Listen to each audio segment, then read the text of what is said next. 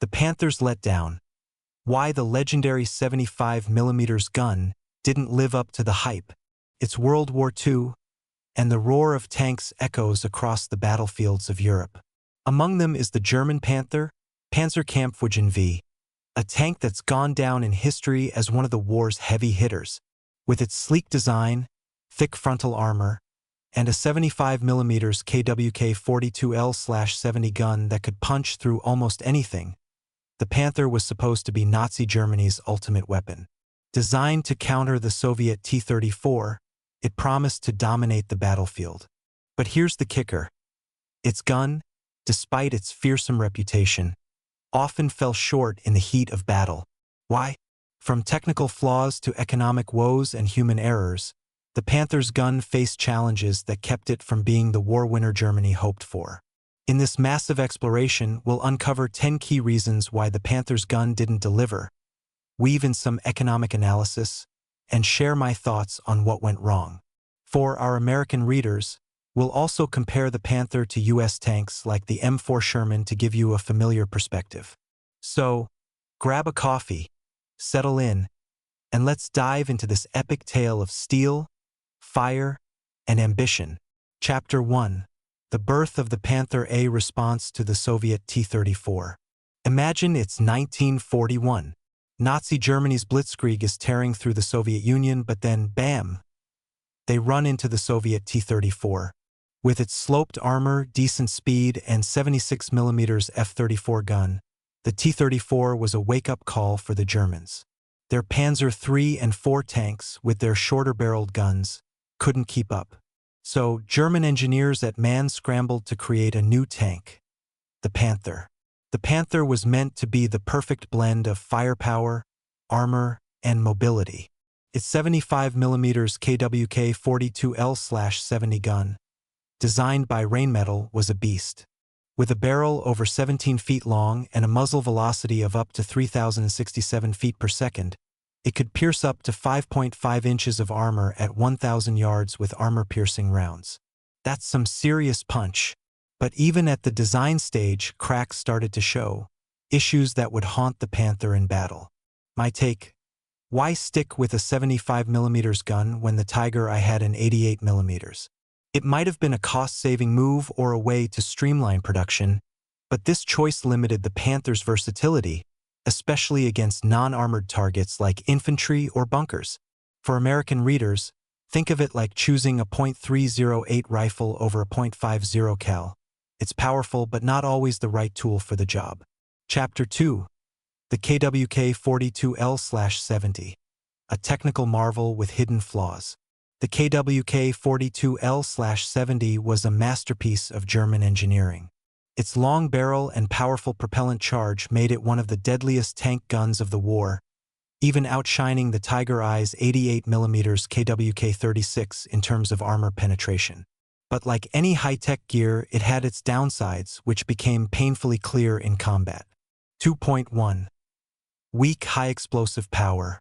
The KWK-42's biggest flaw was its weak high-explosive He shells. The SPRGR 42 He round carried just 1.4 pounds of explosive filler, pretty puny compared to the Soviet 76mm, over 2 pounds, or the massive 122mm D-25T on the IS-2, 8.4 pounds. This meant the Panther struggled against infantry, bunkers, or field fortifications. In World War II, tanks weren't just about dueling other tanks, they had to support ground troops and take out soft targets. Here, the Panther's gun fell flat. For U.S. readers, think of the M4 Sherman's 75mm M3 gun.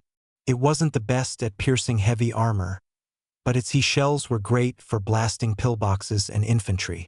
The Panther, optimized for tank killing, lacked that versatility, making it less effective in combined arms operations like those the U.S. Army excelled at in Normandy. My take: Germany's obsession with making the Panther a tank hunter blinded them to the need for a multi-role weapon.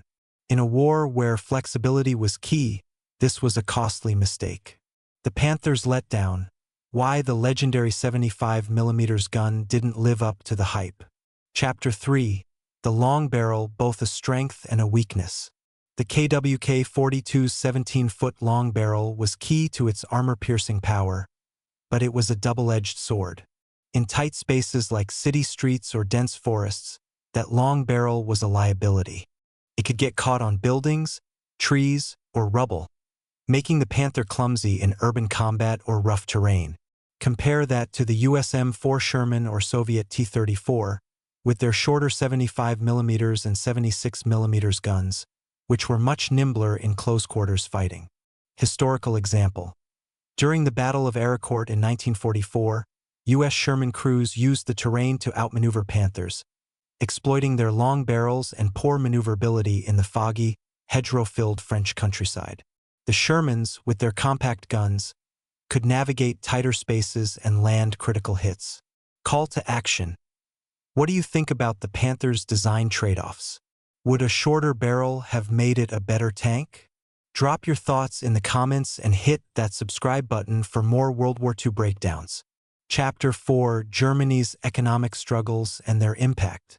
To really get why the Panther's gun didn't shine, we need to zoom out and look at Nazi Germany's economy during World War II. By 1943, when the Panther hit mass production, Germany was stretched thin. Allied bombing raids were hammering factories, raw materials like tungsten and molybdenum were running low, and skilled workers were scarce. For point 1. Declining ammunition quality. The KWK-42's armor-piercing shells, especially the PZGR 40-42 subcaliber rounds, were top-tier early in the war. But by 1944, Germany's supply of rare metals was drying up. Tungsten, critical for high-penetration shells, was in short supply, forcing the use of lower-quality steel. These cheaper shells often shattered on impact or, as Soviet tankers reported, popped their base without exploding, leaving tanks like the T-34 damaged but operational. Historical example. During the Battle of Kursk in 1943, Soviet tankers noted that some Panther shells hit their T-34s but failed to detonate, allowing crews to toss them out and keep fighting. Compare this to the Tiger's 88mm, which packed a bigger punch and was less likely to dud. Economic insight. Germany's GDP in 1943 was about 1.4 billion Reichsmarks, roughly $14 billion in 2025 USD, adjusted for inflation. But with Allied bombing disrupting production, destroying an estimated 20% of industrial capacity by 1944, Germany struggled to produce enough high-quality shells. The U.S., by contrast, had a GDP of $1.8 trillion, 1,943 US dollars, equivalent to $32 trillion in 2025, and could churn out 50,000 Shermans and millions of shells without breaking a sweat. My take: Germany's economic woes turned the Panther from a precision instrument into a blunt tool. It's like trying to fight a war with a Ferrari when you can't afford the gas or spare parts. Great on paper, but a nightmare in practice. Chapter 5: The Human Factor, Crew Training and Morale. Even the best gun is only as good as the crew behind it. By 1944, Germany was running out of experienced tankers. Many veterans were dead or captured, and new recruits often got just a few weeks of training before being thrown into battle. The KWK-42 required skilled gunners to maximize its long-range accuracy, but green crews struggled to hit targets. 5.1. Finicky optics. The Panther's TZF-12 and 12A optics were some of the best in the war, offering crisp magnification up to 2.5x. But they were complex and prone to misalignment in the field. A damaged or poorly calibrated sight could throw off the gun's accuracy, especially at the 1,500 to 2,000 yard ranges where the KWK-42 excelled. U.S. Shermans, with simpler M70 sights, were easier to maintain, giving American crews an edge in chaotic battles. For U.S. readers, think of the Panther's optics like a high-end DSLR camera, great when calibrated, but a pain to fix in the field. The Sherman sights were more like a rugged point-and-shoot, less precise but reliable. 5.2. Awkward reloading. Loading the KWK-42 was no picnic either.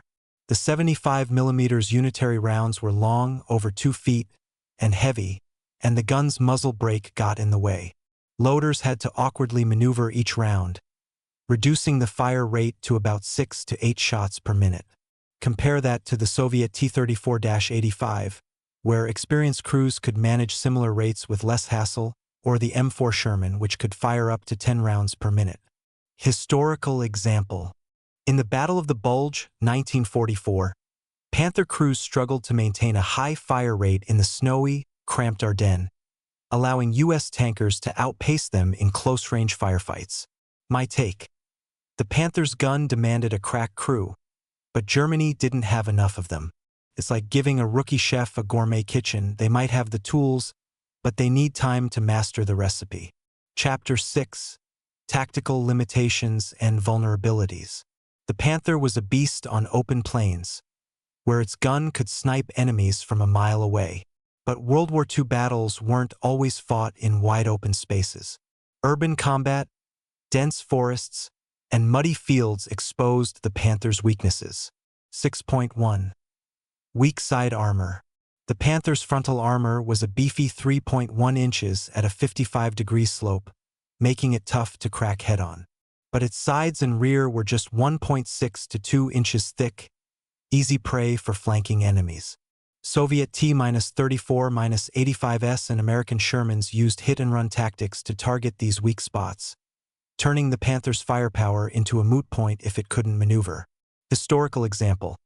At the Battle of Prokhorovka, 1943, Soviet tankers exploited the Panther's thin side armor, rushing in close to negate its long-range advantage. The result? Heavy German losses. 6.2. Logistical nightmares.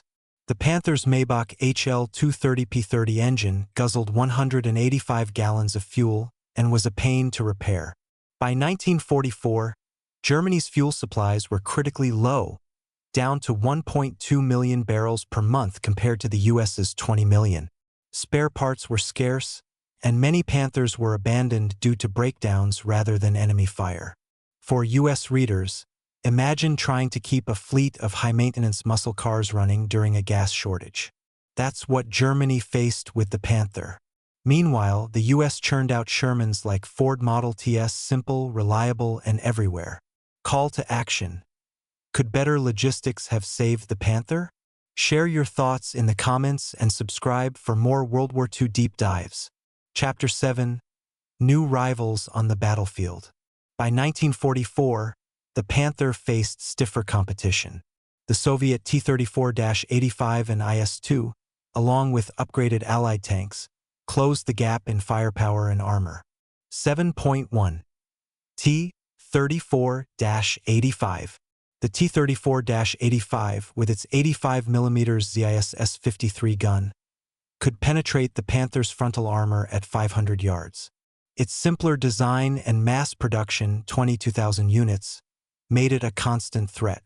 Plus, its he shells were better suited for infantry support.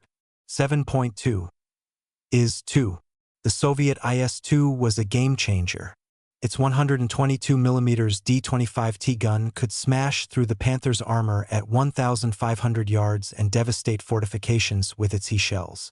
In one engagement near Berlin in 1945, a single IS-2 took out 3 Panthers with well-placed shots. 7.3.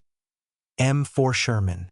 The M4 Sherman's 76mm M1 gun wasn't as powerful as the KWK-42, but its reliability and numbers, 50,000 produced, made it a formidable foe. The M4A3E2 jumbo variant, with 5.9 inches of frontal armor, could shrug off Panther shells in some cases. My take. The Panther was like a top-tier sports car in a race against rugged pickup trucks.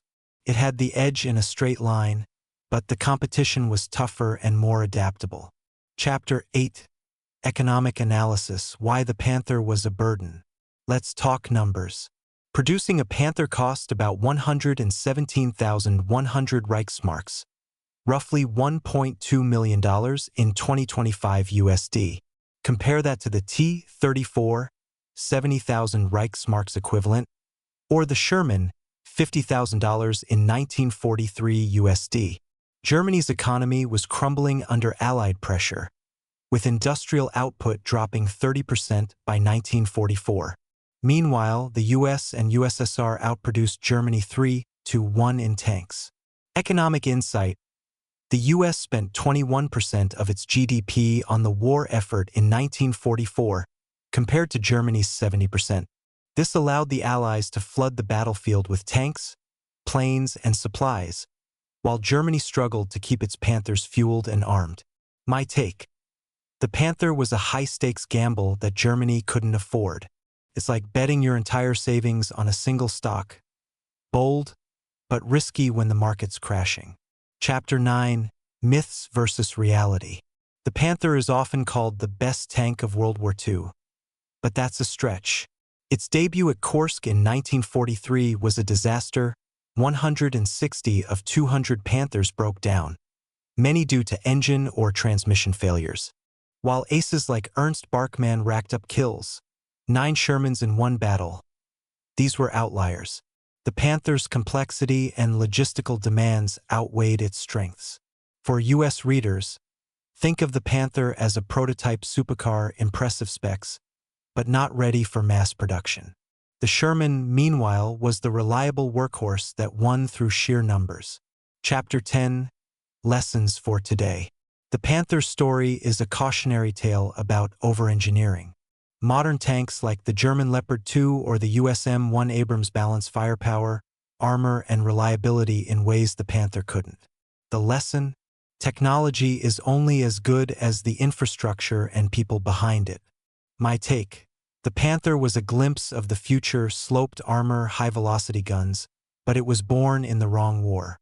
Germany needed quantity, not quality, and that's where they lost.